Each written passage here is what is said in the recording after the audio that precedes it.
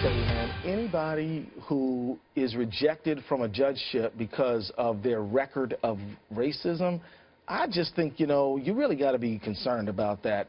That's really a problem. And in this age when we're trying to bring Americans together of all colors, working people of all colors, I think it's the wrong signal.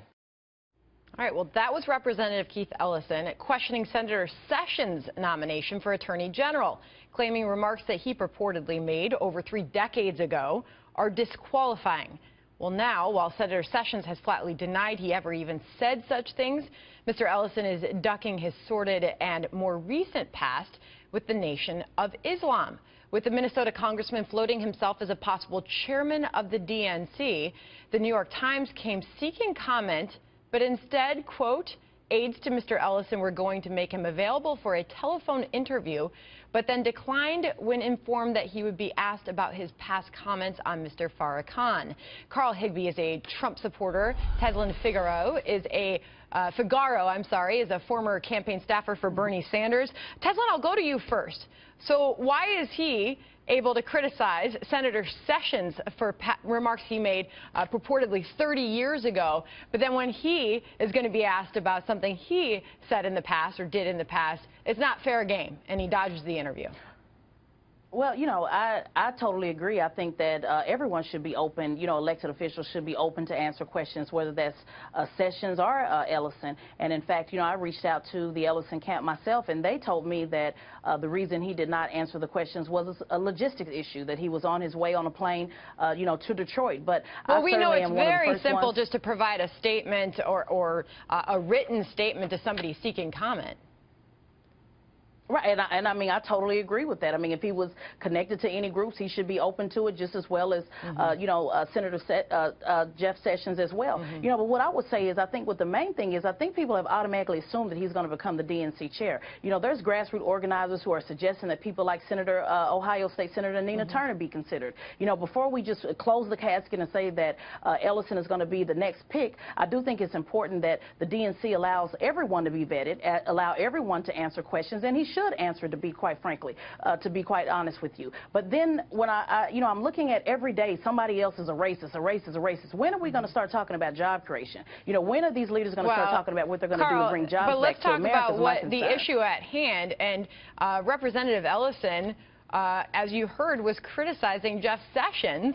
But then it doesn't seem that his past is at play if he does want to be considered to be the DNC chair. Right. Here's the other thing, too, is Jeff Sessions, nobody actually has any proof. These are just allegations, and it was 3 decades ago. What concerns me about Mr. Ellison is that he has known papers written in support of Louis Farrakhan. This is the guy who said, "Not God bless America, GD America." I mean, these are known ties, and like Ms. Figaro said, he's not locked in, but he doesn't have any particular accomplishments that put him ahead of anybody else. So, you know, I'd be anxious to see if they continue to go with the vetting process on him, but I just don't think he's very American if you're going to be supporting someone like Louis Farrakhan. Okay, so the proof of his past that you just mentioned, do you think, Carl, that should disqualify him to be the DNC chair? I think it should be up to the people of the Democratic Party. I think they should elect this guy. But, I mean, like, the problem with the Democratic Party recently, and we've seen, is they've put up flawed candidates. They're more anxious to put up somebody who, you know, of race, religion, creed, geographical location, simply in spite of the fact that they might be a flawed candidate. They did this with Hillary Clinton. She was a flawed candidate, but they put her up because she was a woman.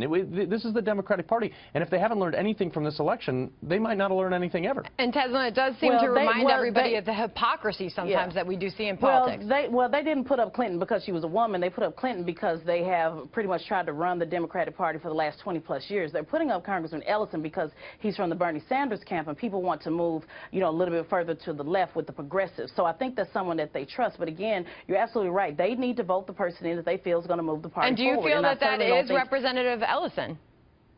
I think that they need to have a broader selection. It just can't be just Ellison, you know, or 1 or 2 people to choose from, whether it's Howard Dean or whether it's Ellison. And if Congressman Ellison does not say that he's going to drain the swamp on the Democratic side, then that's certainly not somebody that I would support. I think that the House needs to be clean from top to bottom.